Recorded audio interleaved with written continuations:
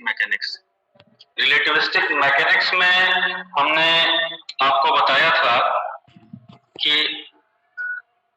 जो हमारा word relativistic है उसका क्या अर्थ है और जो वर्ड हमारा मैकेनिक्स है इसका क्या अर्थ है। Relativistic mechanics is a totally new and different thing for you people. तो इसको लेमन लैंग्वेज में समझने के लिए हम लोगों ने दो शब्दों को अलग अलग करके समझने का प्रयास किया था पिछले लेक्चर में, जिसमें मैकेनिक्स को अलग से समझा था और रिलेटिविस्टिक को अलग से समझा था।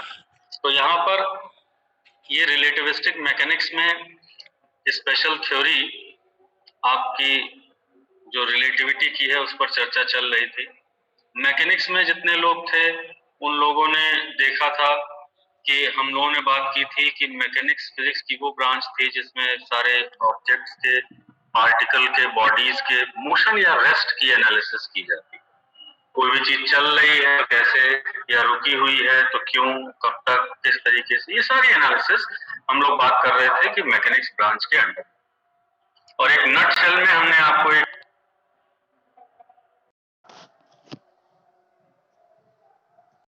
पेन भी लेकर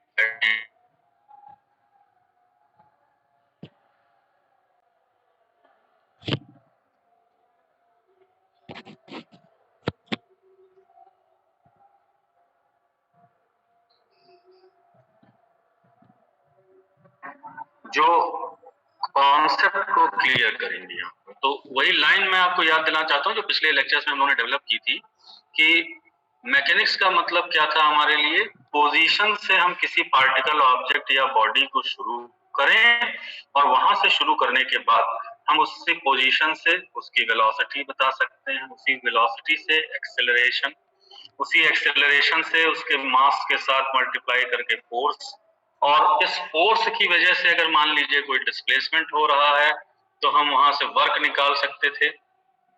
वो वर्क बॉडी के अंदर काइनेटिक या पोटेंशियल एनर्जी किसी के रूप में भी स्टोर हो गया तो हम उस एनर्जी को कैलकुलेट कर सकते थे, और फिर उसकी टोटल एनर्जी यानी पोजीशन से लेके एनर्जी तक बताने की पूरी जो विधा थी, जो हम लोगों ने एक सिस्टम बनाया था पिछले लेक्चर में, उस सिस्टम के तहत मैकेनिक्स को एक लाइन में एक्सप्लेन करके हम लोग चले थे, आगे बढ़े थे।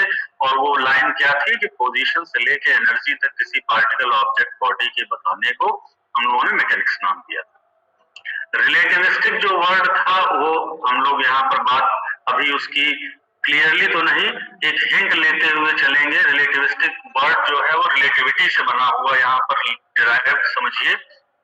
और इस रिलेटिविटी जो हम लोगों ने समझा था कि वास्तविक रूप में ये रिलेटिविटी क्या चीज है। तो रिलेटिविटी में हम लोगों ने बात की थी कि जब हम किसी चीज के फिजिकल फिनोमेनास के बारे में बात करते हैं, जैसे उसकी फिजिकल प्रॉपर्टीज के बारे में बात करते हैं, फॉर एग्जांपल कोई बॉडी है अगर मोशन में है तो किसी न किसी के रिस्पेक्ट में मोशन में होगी, हमेशा कोई न कोई ऑब्जर्वर होना चाहिए वहां पर जो उस मोशन को ऑब्जर्व कर रहा है। वरना दुनिया में बहुत तरीके के मोशन हो रहे हैं, बहुत तरीके का रेस्ट है, लेकिन वो रेस्ट और मोशन डिस्कस कब किया जाता है, जब कोई उसको देखता है। और देखने वाला यहाँ पर फिजिक्स की भाषा में क्या कहलाएगा, वो हम यहाँ पर उसे ऑब्जर्वर का नाम देते हैं। तो इस तरीके से हमारे ऑब्जर्वर का होना और ऑब्जर्व्ड ऑब्जेक्ट्स का होना, यानी जिस चीज को हम ऑब्जर्व करने जा रहे हैं वो हमारी यहाँ पर प्रेजेंट हो, दूसरा जो ऑब्जर्व कर रहा है वो ऑब्जर्वर प्रेजेंट हो, तब हम इन बातों को डिस्क्राइब कर सकते हैं कि वास्तविक रूप में मोशन क्या हो रहा है। यानी जो हम लोगों ने एक टेंडेंसी वहां पर डेवलप की थी, थ्री फंडामेंटल फिजिकल क्वांटिटीज की बात की थी, लेंथ, मास और टाइम।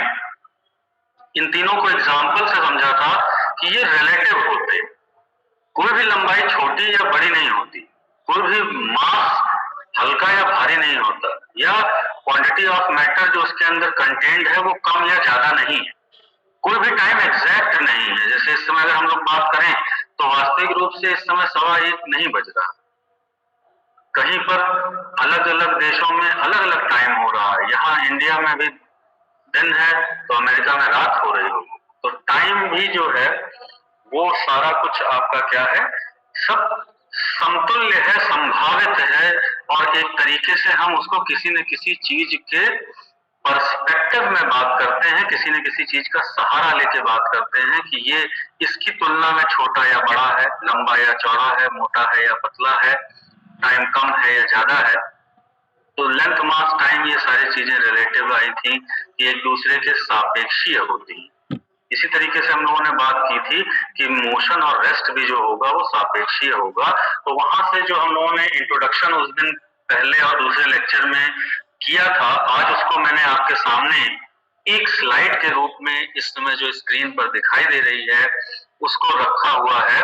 और इस स्लाइड में आप देखिए कि हम लोगों ने अपने पूरे 2 लेक्चर्स का निचोड़ निकाल कर रखा है कि what relativity we have understood in our earlier lectures. तो सबसे पहला पॉइंट जो हम लोगों ने वहां पर समझा था कि किसी भी I will read it out for you all कि the dependence of various phenomena on relative motion of observer and observed objects, especially regarding the nature and behavior of light, space, time and gravity is called relativity.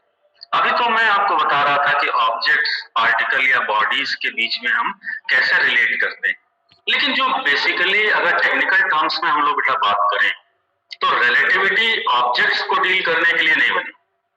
Relativity का जो जन्म हुआ था, जो Einstein ने 1905 में अपने जो रिसर्च पेपर था on the electrodynamics of moving bodies पर, जिसकी चर्चा हम लोगों ने पिछले लेक्चर्स में की थी, तो जो उन्होंने निकाला था वो ऑब्जेक्ट्स को लेकर नहीं, वो बेसिकली यहाँ पर 4 चीजें जो आपके स्क्रीन पर दिखाई दे रही हैं, और वो कौन सी हैं? लाइट, स्पेस, टाइम और ग्रेविटी। इन चारों पर चर्चा करने के लिए अगर हम इनमें कोरिलेशंस देखते हैं, इनमें ऑब्जर्वेशन और ऑब्जर्व ऑब्जेक्ट्स को देखते हैं, इनमें ऑब्जर्वर की बात करते हैं, एक ऑब्जर्वर से दूसरे ऑब्जर्वर के रिस्पेक्ट में बात करते हैं, तो हम उसे वहां पर क्या कहते हैं? ये रिलेटिविटी है। जो नेक्स्ट पॉइंट हम लोगों ने समझा था वो था कि जब भी हमारे पास 2 चीजें होंगी और हमें ये देखना होगा कि उनके फिजिकल प्रॉपर्टीज में क्या रिलेशन है, दैट मींस जैसे वेलोसिटी, एक्सेलरेशन, तो हमें क्या करना पड़ेगा? उसमें से ये कौन सी हाइयर है, कौन सी लोअर है, इसके लिए एक रिलेशन निकालना पड़ेगा। और इन जनरल ये जो रिलेशन है, that relation is called relativity. तो फिजिकली जो कॉन्सेप्ट है, that concept is what? This relation in between the objects, bodies and particle of this whole universe, ये सारे ब्रह्मांड की चीजें, इनमें आपस में जो रिलेशन है, किसके रिस्पेक्ट में? मोशन और रेस्ट के। मैकेनिक्स हम लोग देख रहे हैं, बार बार इस चीज को भूल ना जाए आप, इसलिए मैं याद दिला रहा हूं कि हम लोग मैकेनिक्स की बात कर, तो जितनी भी पार्टिकल, ऑब्जेक्ट्स और बॉडीज हैं, उनके मोशन और रेस्ट के रिस्पेक्ट में जब हम यहाँ पर रिलेट करते हैं तो वो रिलेटिविटी है, और वो भी कंटेक्स्टिकली लाइट, स्पेस, टाइम और ग्रेविटी के रिस्पेक्ट। नेक्स्ट हम लोग मूव करते हैं। ये तो था हमारा कि हम लोगों ने आज तक यहाँ पर पहुंचे, इतनी अंडरस्टैंडिंग हमारी होनी चाहिए, तब जो आगे की चीज मैं आपको बताने जा रहा हूं आज, वो हमें समझ में आएगा। तो ये रिलेटिविस्टिक मैकेनिक्स में हम लोगों ने जो लॉज उस दिन समझे थे, जिनको जाना था और निकाल कर लेकर आए थे चीजों से, जो आइंस्टीन ने लॉ दिया, वो लॉ फिजिक्स के लॉज के नाम से जाना जाता है। बेसिकली 2 बातें बहुत महत्वपूर्ण निकल कर आई थी, और वो बातें क्या थी कि जितने भी फिजिक्स के नियम हैं, जैसे न्यूटोनियन मैकेनिक्स के जो भी लॉज हैं, वो सारे लॉज क्या होंगे? अगर हमारा ऑब्जर्वर नॉन एक्सेलरेटिंग है, यानी उसके अंदर कोई भी एक्सेलरेशन नहीं। इसका क्या मतलब? एक्सेलरेशन का मतलब होता है त्वरण। जब भी कोई चीज ऐसे वेग से चल रही हो जिसके वेग में परिवर्तन दिखाई दे रहा है, तो हम वहां पर कहते हैं कि वेग परिवर्तन की दर एक अलग भौतिक राशि बन के आती है, एक नेक्स्ट फिजिकल क्वांटिटी बनकर आती है, और वो फिजिकल क्वांटिटी क्या कहलाती है? उसी को हम लोग त्वरण का नाम देते हैं, वेग परिवर्तन की दर को। तो जो भी नॉन एक्सेलरेटिंग ऑब्जर्वर्स हैं, यानी देखने वाला व्यक्ति अगर उसके स्थिति में एक यूनिफॉर्म चेंज है या वो रुका हुआ है, तो हम कह सकते हैं कि उसके लिए सभी जो मूलभूत भौतिक शास्त्र के नियम हैं वो समान रहेंगे। और जो लाइट की स्पीड है, प्रकाश की चाल, जिसे हम लोग c के रूप में डिनोट करते हैं निर्वात में 2.999 to the very best approximation, हम लोग उसको 3.0 into 10 to the power 8 metre पर सेकेंड। इसका मतलब कि जो भी नॉन एक्सेलरेटिंग सिस्टम्स होंगे, जितने भी तंत्र होंगे ऐसे जहां पर यूनिफॉर्म मोशन की बात होगी, वहां पर प्रकाश की चाल में कोई परिवर्तन नहीं आएगा और फिजिक्स के सभी नियम समान रूप से एप्लीकेबल। दूसरी जो महत्वपूर्ण चीज है कि प्रकाश की चाल में परिवर्तन तब भी नहीं आएगा जब हमारा ऑब्जर्वर यानी दृष्टा जो देखने वाला है या जो भी नहीं देखने वाला है, दैट मीन्स कि ऑब्जर्वेशन फ्रेम के अंदर है या ऑब्जर्वेशन उसके फ्रेम से बाहर है। दोनों ही केसेस में अगर हम लाइट की स्पीड के बारे में बात करते हैं तो लाइट की स्पीड पर कोई प्रभाव नहीं पड़ता कि ऑब्जर्वर किस वेलोसिटी से मूव करता है। वो यूनिफॉर्म वेलोसिटी से अगर मूव कर रहा है उस केस में चाहे वो उसके पॉजिटिव डायरेक्शन में मूव करे चाहे नेगेटिव डायरेक्शन में मूव करे, दोनों ही केसेस में लाइट के ऑब्जर्व वैल्यू और ऑब्जर्वेशन में कोई इफेक्ट नहीं पड़ता। सो इन अ सिंगल सेंटेंस अगर हम एक वाक्य में इस चीज को कहना चाहें तो वो ये कहा जा सकता है कि जो स्पीड ऑफ लाइट है वो इंडिपेंडेंट है मोशन ऑफ ऑब्जर्वर से। ऑब्जर्वर मूव करे चाहे ना करे, दोनों ही सूरतों में हम ये कह सकते हैं कि प्रकाश की चाल में कोई परिवर्तन नहीं होगा। तो जो रिलेटिविटी यहाँ पर बताई गई उसको इसी वजह से ये शब्द स्पेशल जोड़ा गया है। आप यहाँ स्क्रीन पर देख रहे हैं स्पेशल रिलेटिविटी। स्पेशल का यहाँ पर अर्थ यही है कि प्रकाश की चाल में कोई परिवर्तन नहीं हो रहा है। किसकी वजह से? Due to the motion of source observer या फ्रेम। जो भी हमारा ऑब्जर्वेशन है जिस सिस्टम में हो रहा है उस सिस्टम में कोई भी चेंज प्रकाश की चाल में कोई परिवर्तन नहीं करा सकता। तो हम लोग आगे बढ़ते हैं। उम्मीद करता हूं जो बात मैंने यहाँ पर बताई सभी को समझ में आई होगी और कंटिन्यूअसली हमारी आवाज भी लोगों तक पहुंच रही होगी। नेक्स्ट हम लोग बढ़ते हैं जो पिछली बार आपने देखा था, स्क्रीन पर आपको दिखाई दे रहा होगा कि मैकेनिक्स का मोशन और रेस्ट यानी पोजीशन से लेके एनर्जी तक, यही मैकेनिक्स हमको बतानी है और वो भी किसके कंटेक्स्ट में? रिलेटिविटी के कंटेक्स्ट में, यानी जहां पर हम लोग लाइट, स्पेस, टाइम और ग्रेविटी की बात करें। तो ग्रेविटी हमारे एनालिसिस का पार्ट नहीं रहेगा यहाँ पर। We will be dealing with simple space time interval. हम किसी पार्टिकल, ऑब्जेक्ट या बॉडी, वो चाहे कुछ भी हो सकती है पूरे इस एंटायर यूनिवर्स में, उस पार्टिकल, ऑब्जेक्ट या बॉडी की एनालिसिस करेंगे किसके तहत? मैकेनिक्स के अंदर, यानी उसके मोशन और रेस्ट को डील करेंगे। और किसी की भी मैकेनिक्स को बताने का मतलब या मोशन या रेस्ट को बताने का मतलब क्या है कि हम उसकी पोजीशन से लेके एनर्जी तक अगर सारी एनालिसिस कर ले जा रहे हैं तो that means we are self sufficient और हम समझ गए कि हमको क्या करना। तो इतना ही हमारे कंटेंट में है इस यूनिट के कि हमें करना क्या है, पोजीशन से लेके एनर्जी तक पार्टिकल, ऑब्जेक्ट और बॉडीज की बतानी है, वो भी किसके रिलेशन में? रिलेटिविटी के कंसेप्ट। तो नेक्स्ट यानी हमारे लिए सबसे इंपॉर्टेंट चीज यहाँ पर जो हो गई वो क्या है? वो है पोजीशन।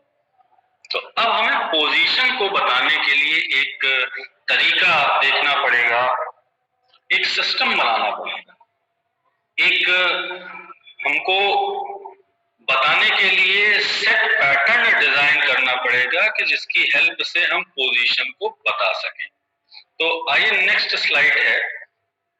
इस स्लाइड में मैं चाहूंगा कि प्रशांत सर, क्या आप हमारे साथ जुड़े हैं?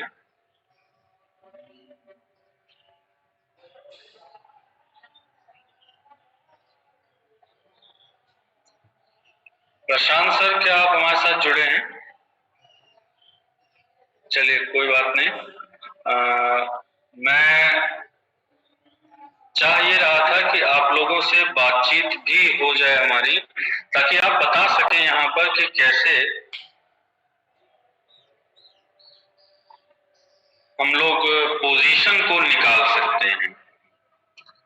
मैं चाहूंगा कि पोजीशन को बताने के लिए ये जो तरीका है, इस तरीके के लिए मैं 1 मिनट चाहूंगा कि माइक सबका अगर हम लोग बात कर सके बच्चों से सर 2 मिनट के लिए। बिल्कुल सर, मैं यहाँ से बच्चों को ऑप्शन दे रहा हूँ कि वो अपने आप को अनम्यूट कर सकें।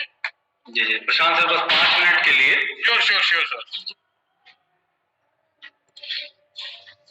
अब स्टूडेंट्स आप लोग अपने माइक को 1 बाय 1 आप लोग अनम्यूट कर सकते हैं। सर आपको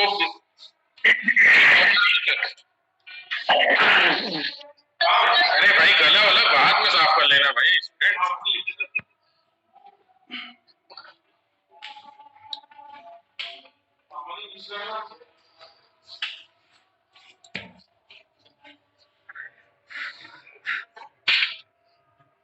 सर अनम्यूट करिए अपने आप को पहले।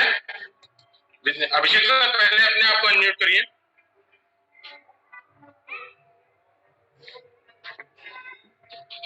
अभिषेक सर अपने आप को अनम्यूट करिए प्लीज। मेरी आवाज आ रही है? हाँ हाँ आ रही है। अब आप सर जिस स्टूडेंट से चाहे उस स्टूडेंट को अनम्यूट करके उनसे बात कर सकते हैं। Okay okay, thank you sir. मैं उम्मीद कर रहा हूँ मेरी आवाज सभी बच्चों तक भी पहुंच रही है। तो स्क्रीन पर प्रशांत सर दिखाई दे रहा है कुछ? Yes sir, frame of reference दिखाई दे रहा है। जी जी जी। तो नहीं, मैं वो तो लिखा हुआ है देखने के लिए, ये पेड़ दिख रहा है। पेड़ है, कार विद अ मैन, और एक, हाँ, एक आदमी है जिसको हमने नाम दिया महेश। जी जी।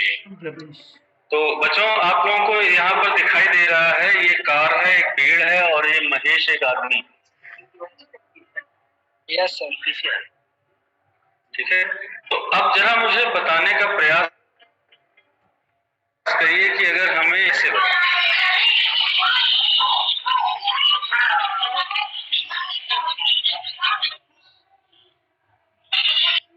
कॉमन स्टूडेंट्स आप लोगों को पार्टिसिपेट करना चाहिए। सर ने अच्छे से क्वेश्चन पूछा है, जिसको जो भी आंसर आ रहा है सही है गलत है इसका डिस्कशन हम लोग बाद में देखेंगे।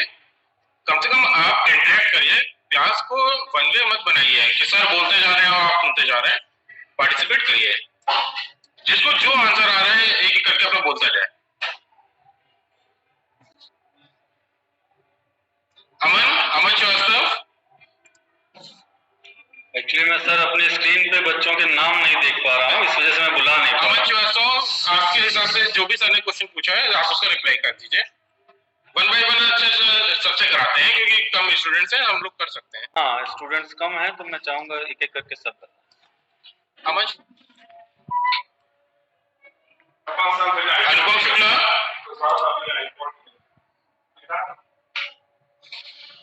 अनुपम शुक्ला। हाँ बेटा आप रिप्लाई करिए कि जो सर ने क्वेश्चन पूछा है इसके। सर फिर से क्वेश्चन एक बार करिए। हाँ अनुपम बेटा, मैं यहाँ कहना चाह रहा हूँ कि आप ये स्क्रीन, अभी तक की चर्चा आपको सुनाई दे रही थी जो हम बोल रहे थे? हाँ सुना है। बिल्कुल बिल्कुल सुना है, समझ में आया थोड़ा बहुत। तो हमारा मेन पॉइंट ये आया था कि हम अपना एक तरीका डेवलप करेंगे किसी चीज की पोजीशन को बताने का, क्योंकि हमें मैकेनिक्स डील करनी है। रिलेटिविस्टिक मैकेनिक्स हम लोगों ने पहली यूनिट ली है। तो मैकेनिक्स का मतलब अभी हमने समझाया कि मोशन और रेस्ट को समझाना, और मोशन और रेस्ट को बताने के लिए पोजीशन का पता होना बहुत जरूरी है। तो मैं ये जानना चाह रहा था कि अगर ये हमने आपके सामने एक फिगर ड्रॉ किया हुआ है जहाँ पे एक पेड़ है, एक कार है और एक मैन है, इनकी पोजीशंस अगर हमें बतानी है तो हम कैसे बताएं?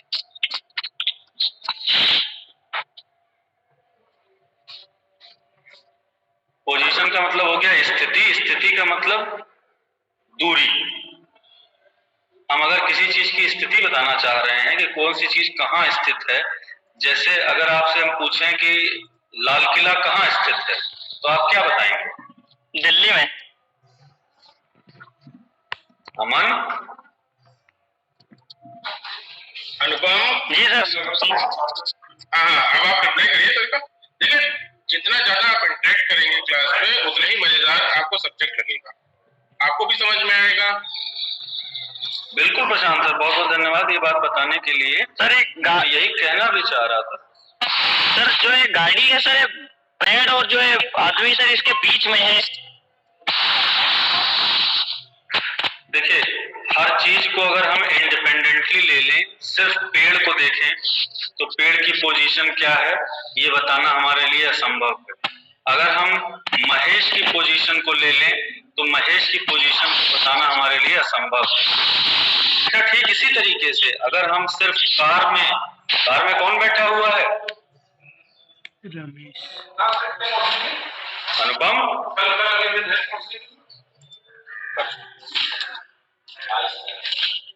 अनुपम जी सर, सुनाई दे रहा सर। कार में जो है सर एक व्यक्ति बैठा है जो गाड़ी चला रहा है। रमेश बैठा है, तुम देख नहीं रहे लग रहा स्लाइड। Yes sir. सर दिखाई नहीं बढ़िया साफ नहीं दिख रहा, क्यों? सर उस पे कुछ आ रहा है सर। यस सर, रमेश लिख के आ रहा है, गाड़ी में बैठा हुआ है। हाँ, रमेश लिखकर आ रहा है और आदमी के ऊपर महेश लिखकर आ रहा है। और ये जो है कुछ लाइन है क्या आपको दिखाई दे रही है क्या? जी सर, लाइन आ रही है। अच्छा, अब ये पता नहीं किस वजह से आ रही है, फिलहाल अभी नहीं आ रही है। तो गाड़ी में रमेश जी बैठे हुए हैं, ये आदमी जो खड़ा है वो महेश है और ये पेड़ है।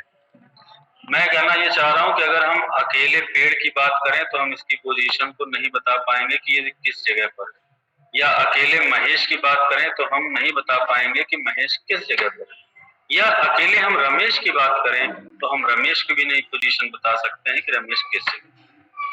मेन हो क्या रहा है यहाँ पर, हम कब पोजीशन बता पाएंगे? जब बेटा रिलेट करेंगे, जब एक दूसरे से संबंध स्थापित करेंगे।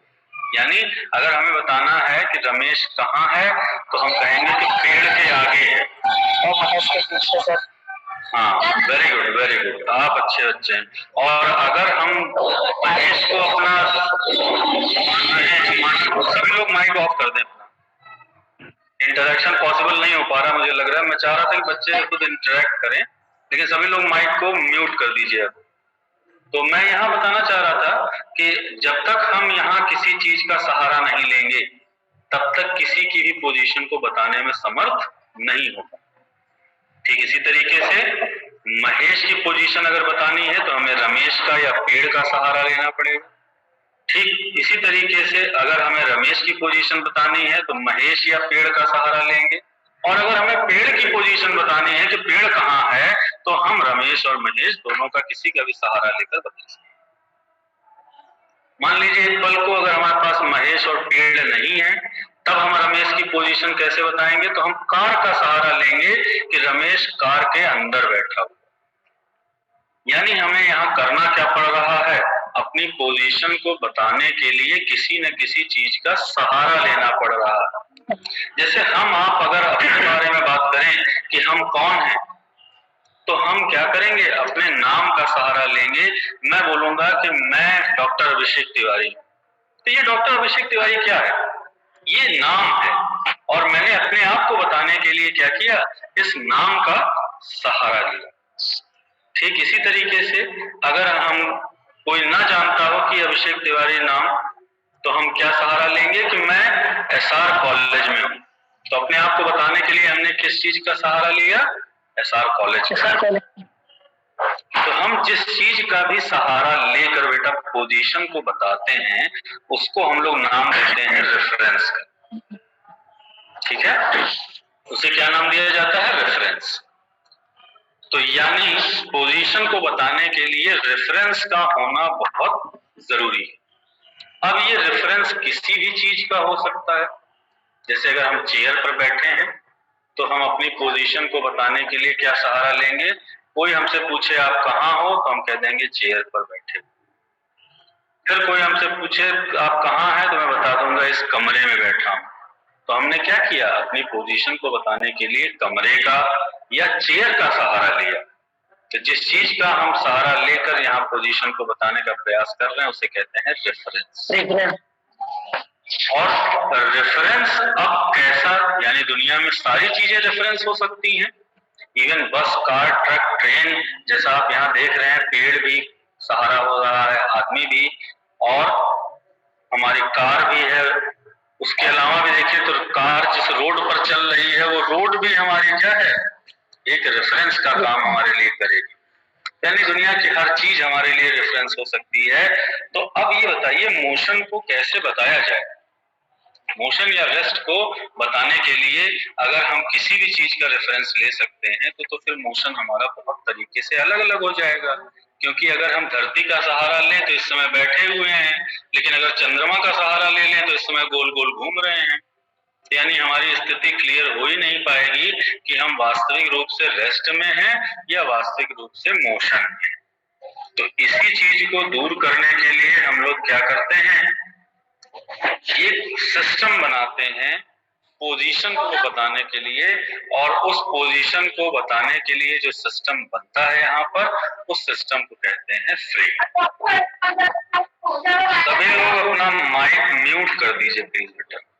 आपके घर परिवार मोहल्ले और गांव में जो भी हरकतें हो रही हैं वो भी इस क्लास में सुनाई दे रही हैं।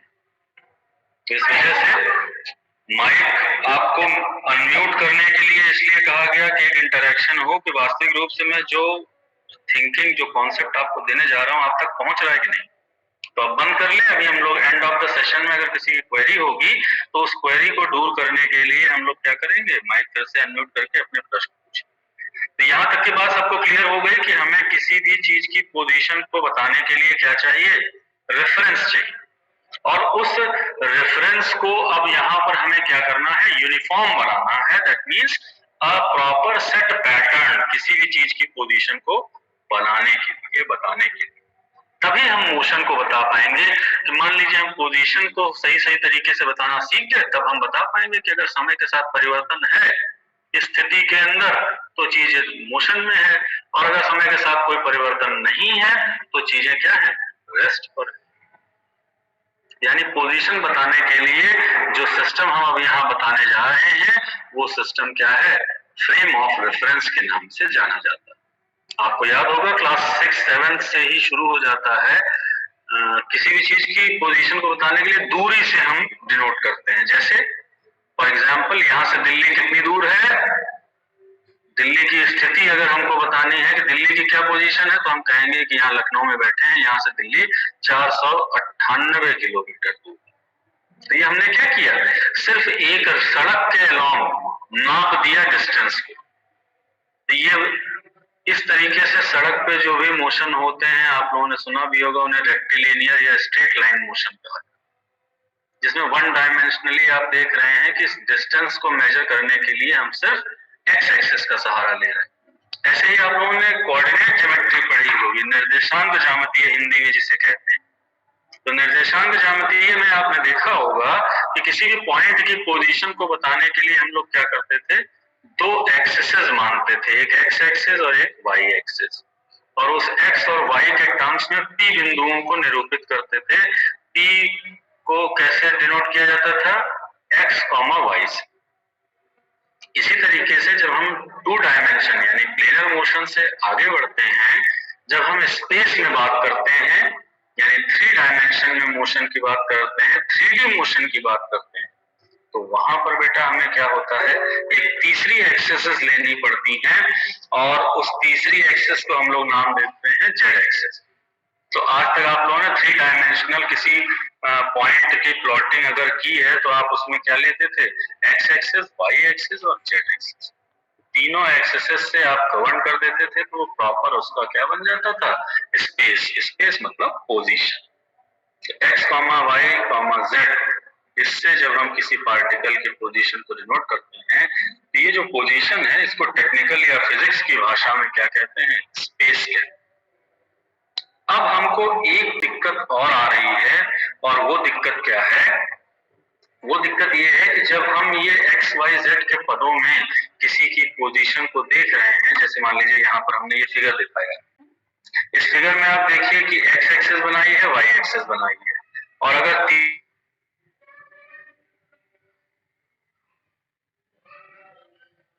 ब्लॉक रखा हुआ है ब्राउन कलर का, अगर आप देखें जहां से हम लोगों ने टेंशन और एंगल और मास और ये सब देखा है, एक्सेलरेशन देखा है,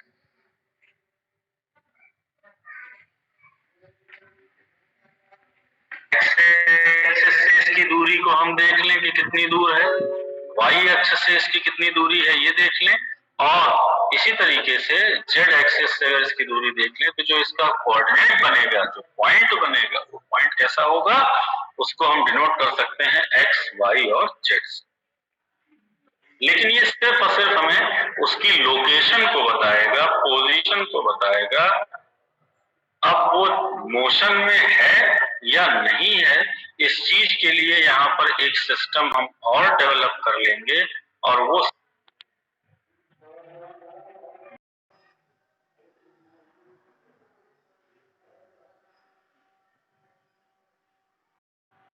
मुझे भी याद नहीं, जो इस समय समय हो रहा है, समय कभी किसी को नहीं दिखता, क्योंकि समय अगर देखना शुरू हो जाए तो आदमी अपना अच्छा बुरा सब समय देख सकता है, और देखने के बाद उसी के अकॉर्डिंग अपने जीवन में काम कर सकता है। तो हम लोग अगर फिलोसफिकली बात करें तो समय को नहीं देख सकते, टेक्निकली भी बात करें तो टाइम को हम नहीं कैलकुलेट कर सकते कि वास्तविक रूप से इस समय पर्टिकुलर क्या टाइम होगा। 4000 साल पहले पृथ्वी बनी, पृथ्वी के बनने से पहले भी कोई समय रहा होगा जब ये बिग बैंग थ्योरी की बात की जाती है कि सब टूट कर बिखर कर ब्रह्मांड में ये बहुत बड़ा विस्फोट हुआ और ये ग्रह बन गए, पूरा गैलेक्सी बन गई, तारामंडल बन गया। इससे पहले भी तो कोई समय हो रहा होगा। तो मेरा यहाँ पर कहने का मतलब है कि जब हम फिगर्स बनाएंगे, जब हम अपने डायग्राम को बनाएंगे, तो वहां पर एक्स वाई जेड ये 3 एक्सेसेस तो दिखाई देगी, चौथी एक्सेस नहीं दिखेगी, जिसको हम लोगों ने टाइम एक्सेस का नाम दिया है। ये हमारा 4th डायमेंशन होगा, और इसको हम वहां पर एक्स वाई जेड के साथ ही कॉमा के जैसे लिखा जाता है, एक्स वाई जेड, और उसके साथ एक जोड़ देंगे टी। तो प्रॉपर एक्स वाई जेड और टी ये हमारा क्या बना देगा, एक 3 डायमेंशनल कोऑर्डिनेट सिस्टम, जो एक पर्टिकुलर टाइम पर किसी भी चीज की पोजीशन को हमें क्या करेगा, बताएगा, समझाएगा, दिखाएगा। इसी 3 डायमेंशनल कोऑर्डिनेट सिस्टम को हम लोगों ने यहाँ पर नाम दिया है, और ये नाम है हमारा फ्रेम ऑफ रेफरेंस। तो फ्रेम ऑफ रेफरेंस को अगर हम यहाँ से समझने के बाद 1 मिनट में, एक लाइन में बताना चाहें कि फ्रेम ऑफ रेफरेंस क्या है, तो फ्रेम ऑफ रेफरेंस हमारा जो है सर स्क्रीन पे पट्टी आ रही है तो दिखाई नहीं दे रहा साहब। ये पट्टी चली जा रही है, आ जा रही है, फिर ये पता नहीं क्यों आ रही है। मैं प्रयास कर रहा हूँ कि इसको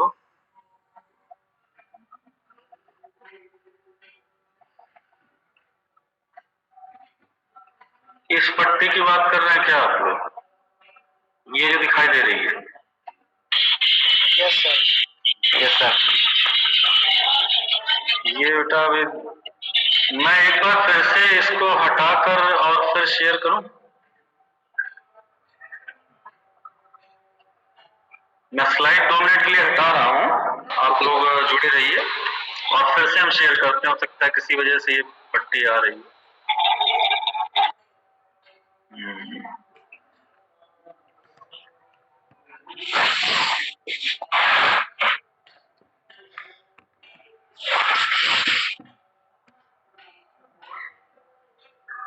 आप पट्टी नहीं आ रही ना?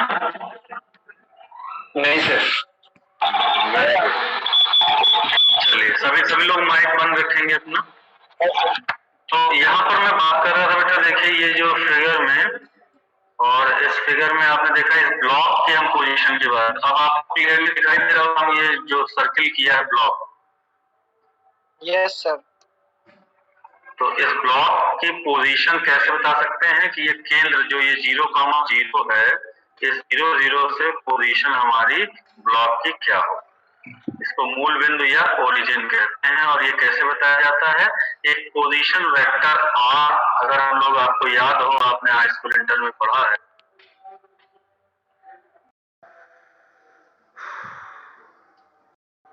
बताने की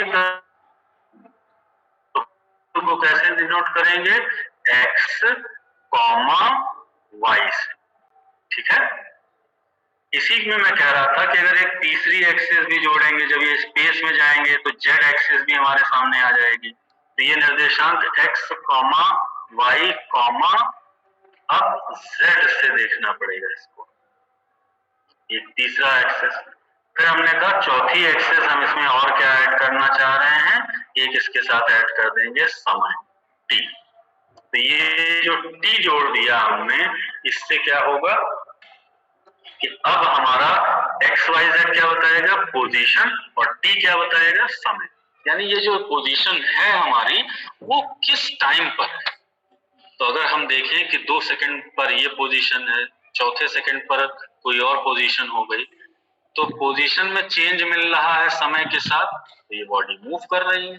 और समय के साथ अगर इसके पोजीशन में कोई चेंज नहीं मिल रहा है तो हम कह देंगे बॉडी डेड। यानी ये जो सिस्टम हम लोगों ने बना लिया है वो सिस्टम हमारा क्या है, एक वेल डिफाइंड सिस्टम है जिसमें पोजीशन एक पर्टिकुलर टाइम इंटरवल पर बताई जा सकती है। इतनी बात सभी को समझ में आई।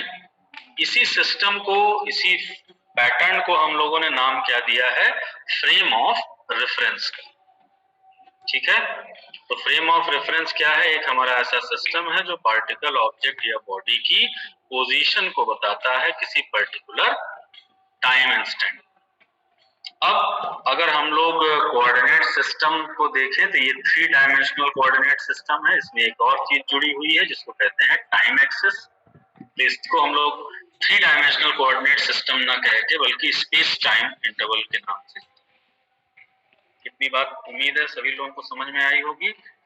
आज हम बताना चाहेंगे कि ये जो फ्रेम है, ये फ्रेम 2 तरीके के होते हैं, एक इनर्शियल फ्रेम और दूसरा नॉन इनर्शियल फ्रेम। जैसा कि नाम ही बता रहा है, और वो नाम क्या बता रहा है, वो बता रहा है कि इनर्शियल यानी इनर्शिया के नियम को मानने वाला फ्रेम क्या कहलाएगा, इनर्शियल फ्रेम। और इनर्शिया के नियम को न मानने वाला frame non inertial. Inertial frame का मतलब जड़त्वीय फ्रेम, जड़त्व जो आपने देखा है। सतीश तुमको नींद आ रही है,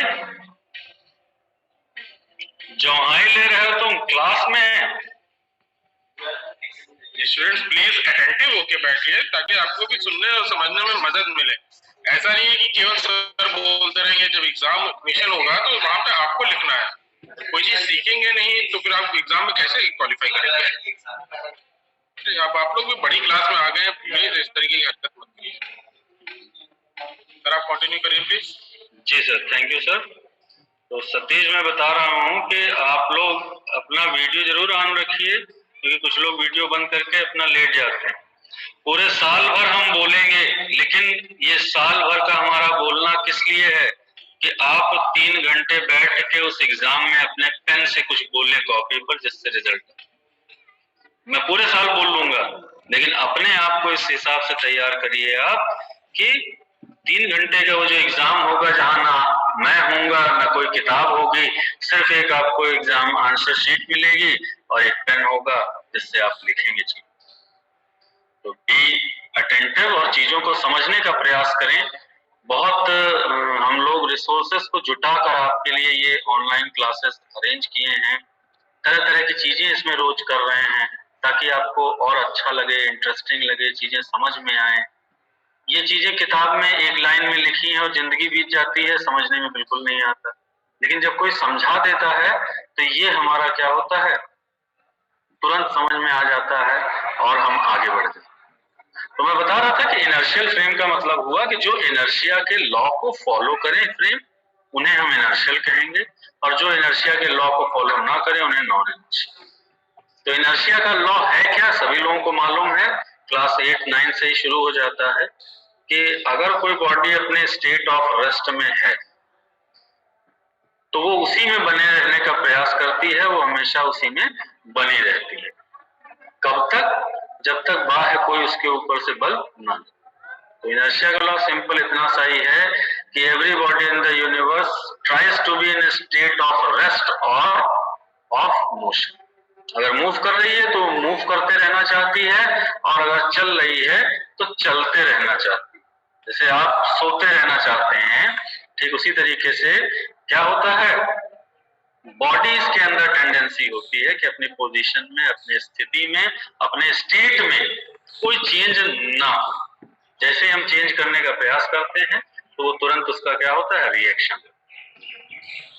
तो इनर्शियल फ्रेम एक तरीके से अगर यहाँ देखा जाए तो इनकी स्थिति में कोई चेंज नहीं होगा। स्थिति मतलब कि ये अगर रुके हैं तो रुके रहेंगे, और अगर एक समान वेग से यूनिफॉर्म वेलोसिटी से चलते जा रहे हैं तो चलते रहेंगे। तो इन्हीं इनर्शियल और नॉन इनर्शियल फ्रेम्स की हम लोगों ने अभी फोटो देखी थी, जिसपे हम लोग चर्चा कर रहे थे।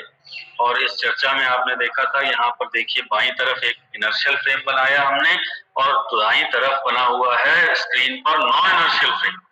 तो ये नॉन इनर्शियल फ्रेम और इनर्शियल फ्रेम में फर्क कुछ आपको दिखाई दे रहा है? नॉन इनर्शियल फ्रेम में बेटा देखिए एक क्वांटिटी अलग से लगी हुई है, स्मॉल m इंटू ए, यानी mass into acceleration. That means what, कि इस पर बॉडी के ऊपर अपने आप बल लग रहा है, ये फ्रेम की वजह से बल लग रहा है, यानी ऐसे फ्रेम जिनमें त्वरण है। और वहीं पे अगर इनर्शियल फ्रेम की बात करें तो उनमें त्वरण नहीं। तो यानी आज हम लोगों ने अपना अगर देखें तो वास्तविक रूप से सबसे इम्पोर्टेंट पहला टॉपिक पढ़ा है, जिसे हम लोग कहते हैं frame of reference. Relativistic mechanics के अंदर और चीजों को कैलकुलेट करने के लिए, जानने के लिए, समझने के लिए सबसे मूलभूत चीज की जो जरूरत थी वो आज हम लोगों ने यहाँ पे डिजाइन कर लिया, इन्वेंट कर लिया, समझ लिया कि किसी भी चीज की पोजीशन को बताने के लिए हमें क्या चाहिए, एक well defined set of coordinates चाहिए, जिसको हम लोग स्पेस टाइम कोऑर्डिनेट कह रहे हैं। एक्स वाई जेड और टी के रिस्पेक्ट में ये बताया जा रहा है, और ये पूरा का सिस्टम हमें फ्रेम ऑफ रेफरेंस के नाम से जाना जाता है। तो एक एनालिसिस के पार्ट से जब हम लोग चीजों को कैलकुलेट करेंगे, लॉज निकालेंगे, लॉज को वेरीफाई करेंगे, तो उसके लिए हम ये 3 डायमेंशनल कोऑर्डिनेट सिस्टम का सहारा लेंगे। बाकी मान लीजिए अगर कहीं पर किसी भी चीज को लेकर रेफरेंस बनाया जा रहा है, जैसे कोई आदमी नाव में है, तो नाव उसके लिए क्या होगा, रेफरेंस होगा। और ट्रेन में है तो ट्रेन उसके लिए फ्रेम ऑफ रेफरेंस हो गया। वो पेड़ पे बैठा है तो पेड़ उसके लिए फ्रेम ऑफ रेफरेंस हो गया। किसी भी घटना को, इंसिडेंट को बताने के लिए वहां चीजों का सहारा होगा, लेकिन उसकी एनालिसिस को करने के लिए हम लोग यहाँ कॉपी पेन पेंसिल से क्या करेंगे, 3 डायमेंशनल कोऑर्डिनेट सिस्टम, जिसके साथ साथ एक टाइम कोऑर्डिनेट भी जुड़ा हुआ है, और ये टोटल स्पेस कोऑर्डिनेट बनाता है एक्स वाई जेड और टी।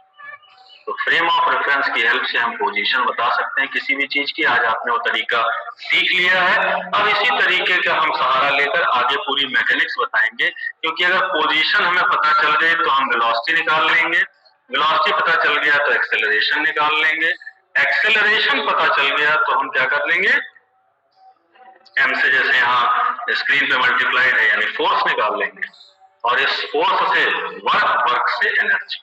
तो पोजीशन से एनर्जी तक बताना ही हमारा मैकेनिक्स का पूरा पार्ट है। फिजिक्स की जो ब्रांच मैकेनिक्स सुनते हैं आप, उसमें यही होता है। पूरे अखिल ब्रह्मांड में जो भी चीजें आपकी रेस्ट या मोशन में है, उनके रेस्ट और मोशन की एनालिसिस मैकेनिक्स में। रिलेटिविस्टिक मैकेनिक्स की बात यहाँ हम लोग कर रहे थे, क्योंकि हम चीजों को रिलेट करके बात करेंगे। और रिलेट करने का मतलब लाइट, स्पेस, टाइम और ग्रेविटी, जिसमें ग्रेविटी का टर्म हमारे सिलेबस से बाहर की चीज है, वो हम लोग लाइट, स्पेस और टाइम 3 के रिस्पेक्ट में बात करेंगे कि समस्त ब्रह्मांड में जो भी चीजें हैं उनके रेस्ट और मोशन की एनालिसिस करेंगे। चलने पर क्या होता है, रुकने पर क्या होता है, रुक रुक कर चलने पर क्या होता है, और चल चल के रुकने पर क्या होता है। That means the body is if moving in a uniform way तो एक अलग केस बनेगा, body is moving in non uniform way तो ये एक अलग केस। तो आज के लिए सभी लोगों को धन्यवाद। आप अपने माइक को अनम्यूट करके क्वेश्चन पूछ सकते हैं। टॉपिक के नाम पर आपने फ्रेम ऑफ रेफरेंस को पूरा समझ लिया है। 3 लेक्चर में हम लोग इस स्थिति पे आ चुके हैं कि अब आगे हम चीजों को डिराइव करके, निकाल कर, लॉस को समझ कर सकते हैं। तो उम्मीद करता हूँ सभी को समझ में आया होगा। जिसको कोई चीज नहीं समझ में आई वो पूछ ले, और इसका जो भी है कंटेंट नोट्स हम प्रॉपर आपको जब यूनिट ये खत्म हो जाएगी तब देंगे। तब तक के लिए आपको खुद ये बनाना है, लिखना है, देखना है कैसे समझना है, ताकि आप समझते रहे। नोट्स आ जाने के बाद बहुत से लोग, चूंकि हमारे इंटर तक हैबिट होती है रटने वाली, मैं आपको यहाँ क्लियर करना चाहूंगा कि बीटेक रट के नहीं हो पाएगा, समझ कर होगा, करके होगा, और प्रयास करते रहने से, लगातार करते रहने से, लगातार लगे रहने से ही बीटेक। 1-2 दिन की चीज नहीं है कि एक एग्जाम होगा आप पास कर लेंगे। हर सेमेस्टर में 4 एग्जाम होते हैं, तो एग्जाम से जो घबराता होगा उसको घबराने की जरूरत नहीं है, क्योंकि जब आप यहाँ पर आ जाएंगे तो आपकी हैबिट बन जाएगी। आपने कोई चीज पढ़ ली, पढ़ने के चाहे 10 मिनट बाद एग्जाम ले ले कोई, चाहे 2 महीने बाद ले, चाहे 6 साल भर बाद ले, भाई जब हमें आ गई है वो चीज, हमको उसके बारे में पता चल गया है, तो जब पूछा जाएगा तब हम बता देंगे। आज हमसे पूछे कि आगरा का ताजमहल कहाँ है, तो हम लोग सोच में पड़ जाएंगे क्या कि ताजमहल कहाँ है, आगरा में। ये बात हमने बचपन में सीखी थी, तब से 2-3 बार 4 बार एग्जाम हो चुका है इसका। अब चाहे कोई 1000 बार एग्जाम ले ले हमारा, क्या हमें डर लगेगा बेटा इसमें? बिल्कुल डर नहीं लगेगा। वास्तविक रूप में जब हम जान जाते हैं चीजों को तो फिर उससे डरने की कोई जरूरत नहीं। तो यहाँ पर वही समझना है, सीखना है। उम्मीद करते हैं आप लोगों ने समझा होगा। अपने क्वेश्चंस को पूछें, 5 मिनट का आप लोगों के लिए समय है। मैं चाहूंगा अगर जो हमारे लोग दिखाई दे, जैसे सतीश आपको कुछ पूछना है?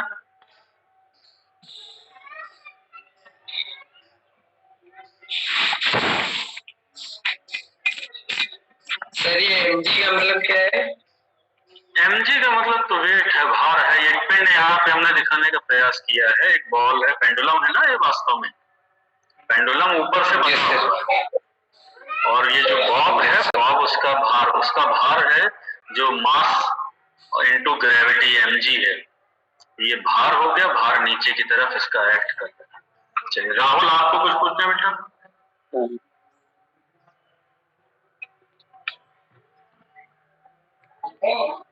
Hello sir. हाँ बेटा बताएं। हेलो सर, मैं वैसा बोल रहा हूँ, ये कह रहा हूँ कि ये जो थीटा है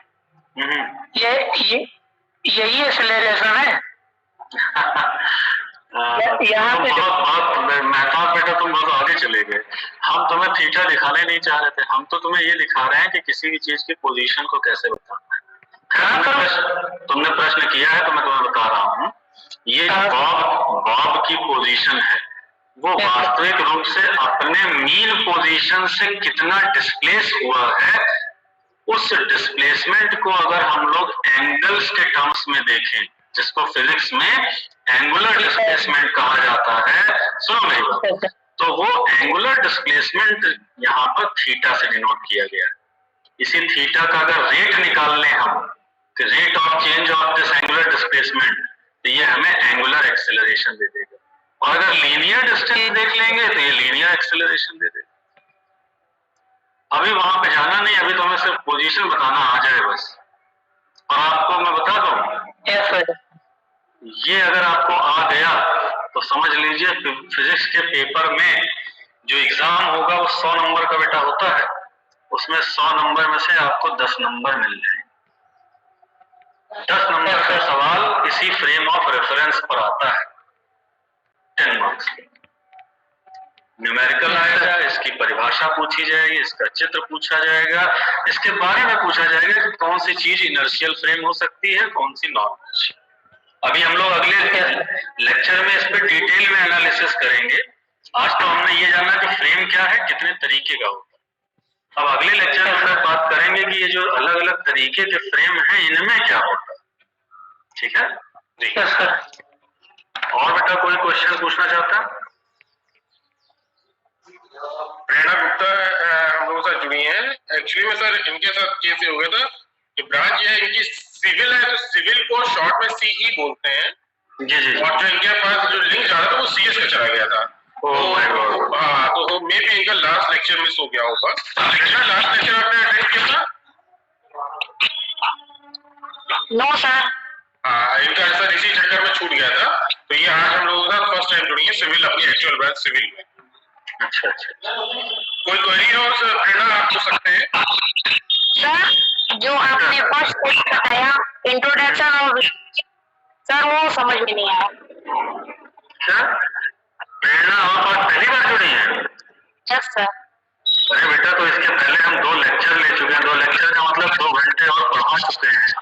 ये पूरे 2 घंटे की चीज है जिसको आज हमने सार रूप में बताया, सिर्फ 2 लाइन।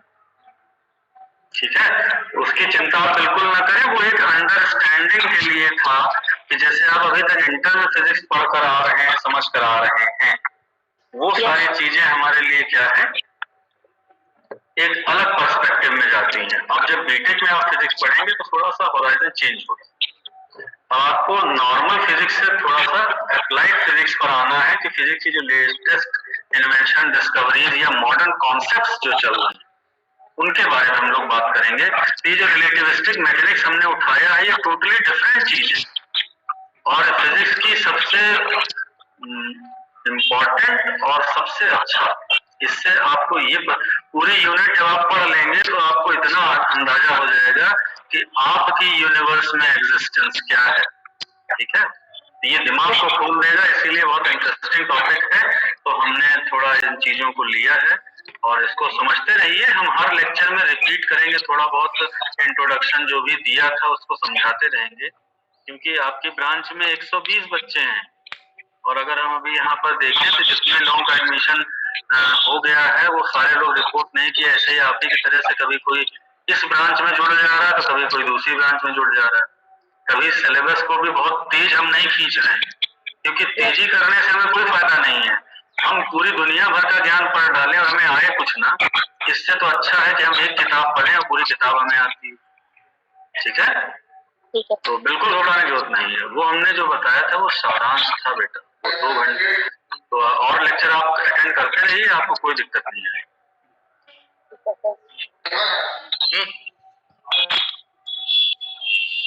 और बताएं। ठीक है सर, तो आज की क्वेरीज तो स्टूडेंट्स की सॉल्व हो गई है और कोई चैट बॉक्स में भी कोई क्वेरी नहीं है। इट मींस जो आज आपने पढ़ाया है बच्चों को बहुत अच्छे से समझ में आया होगा। स्टूडेंट्स एक चीज मैं कहना चाहता हूँ कि जब सर अपनी स्लाइड्स शो करते हैं तो उसमें स्क्रीनशॉट ले लिया करिए और उसको अपने अकॉर्डिंग आप नोट डाउन करते रहिए कहीं ना कहीं। ये आपको बड़ा हेल्पफुल रहेगा स्टूडेंट्स। ठीक है सर, तो अगर आप कहेंगे तो मैं यहाँ से मीटिंग को ओवर कर सकता हूँ, क्योंकि बहुत धन्यवाद प्रशांत